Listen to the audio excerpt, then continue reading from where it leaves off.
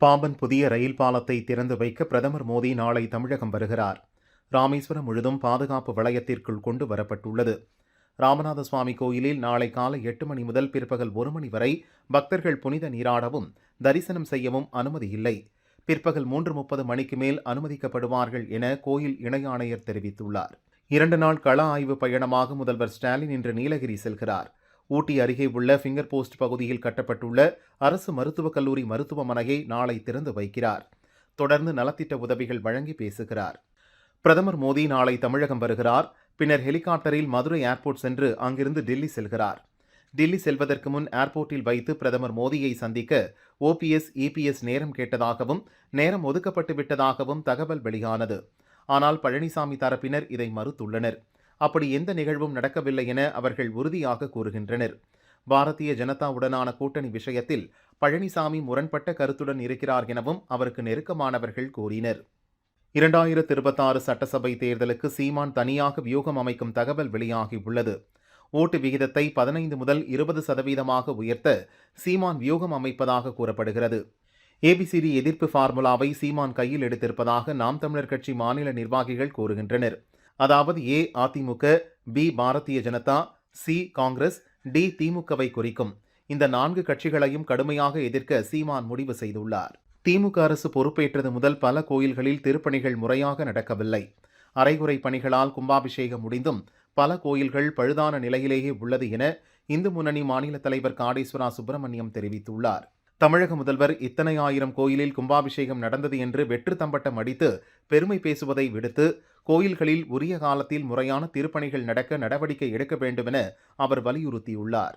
தோலில் சிவப்பு நிற அரிப்புடன் ஏற்படும் தக்காளி காய்ச்சல் பரவ துவங்கி இருப்பதால் எச்சரிக்கை அவசியம் என பொது சுகாதார நிபுணர் குழந்தைசாமி அறிவுறுத்தியுள்ளார். தக்காளி காய்ச்சல் முதலில் தொண்டை வலி ஏற்பட்டு ஓரிரு நாட்களில் காய்ச்சலாகவும் பின் கை கால் பாதங்களில் கொப்புளம் மற்றும் அரிப்புடன் சிவப்பு நிறத்தில் மாறுதல் ஏற்படும். இதற்கு குழந்தைகளே அதிகளவில் பாதிக்கப்படுகின்றனர். ஏதேனும் அறிகுறிகள் தென்பட்டால் உடனே சிகிச்சை பெற வேண்டும் என தெரிவித்தார். சென்னை மாவட்ட உணவு பாதுகாப்புத்துறை அதிகாரி சதீஷ்குமார் பணியிட மாற்றம் செய்யப்பட்டுள்ளார். மருத்துவம் மற்றும் ஊரக நலப்பணிகள் இயக்ககத்துக்கு மாற்றப்பட்டுள்ளார்.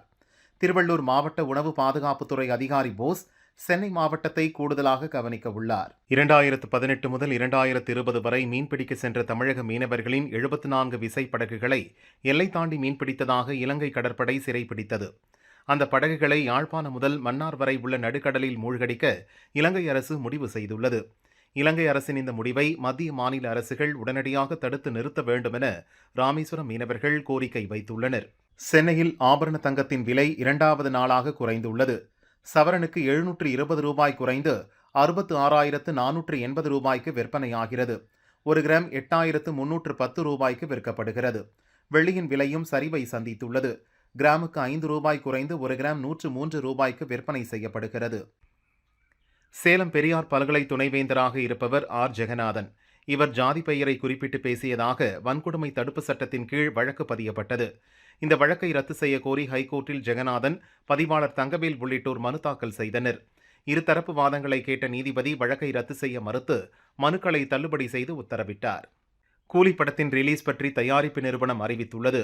ஆகஸ்ட் 14ஆம் தேதி கூலி படம் வெளியாகும் என அறிவிக்கப்பட்டுள்ளதால் ரஜினி ரசிகர்கள் குஷியாகியுள்ளனர்.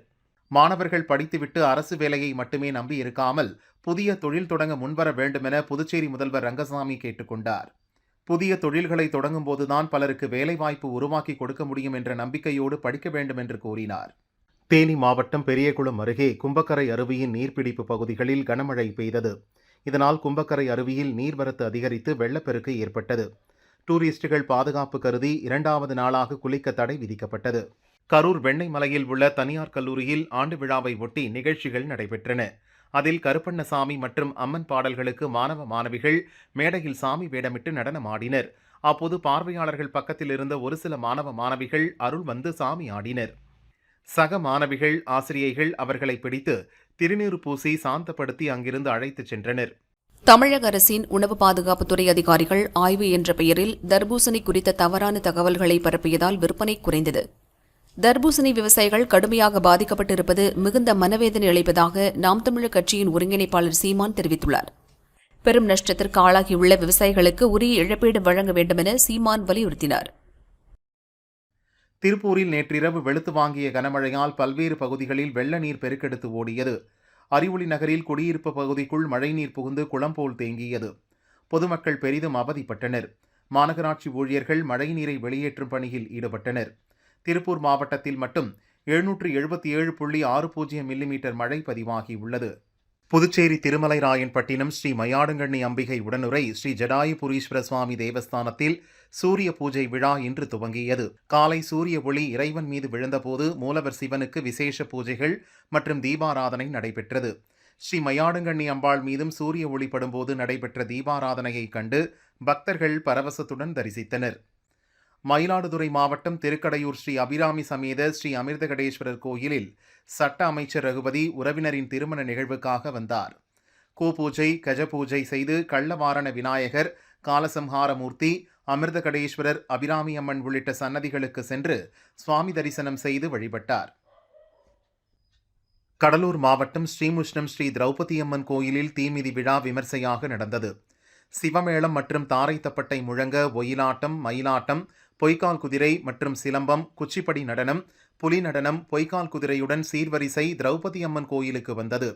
100க்கும் மேற்பட்ட பக்தர்கள் தீக்குண்டத்தில் இறங்கி தங்களது நேர்த்திக்கடனை செலுத்தினர்.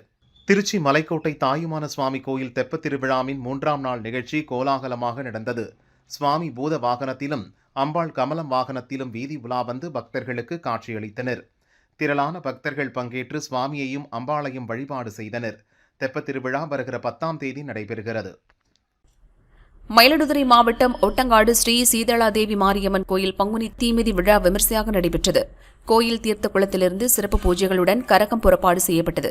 பக்தர்கள் அலகு காவடி எடுத்தும் 16 அடி நீள அலகை வாயில் குத்தியும் தீக்குழியில் இறங்கி தீமிதித்தும் நேர்த்திக்கடன் செலுத்தினர்.